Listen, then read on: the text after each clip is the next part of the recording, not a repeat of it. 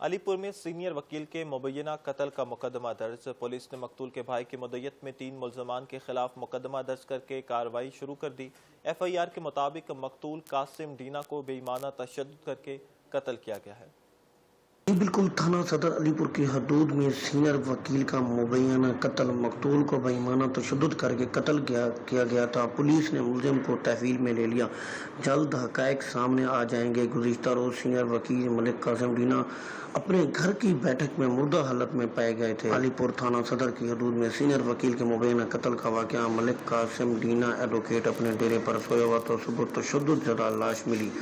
گردن، ہاتھ اور ماتھے پر زخم کے نشانات ہیں اور کان اور منہ سے خون جاری تھا۔ مقتول کے بھائی محمد طارق کی مدعیت میں علی سیال سمیت 2 نامعلوم افراد کے خلاف مقدمہ درج کر لیا گیا ہے۔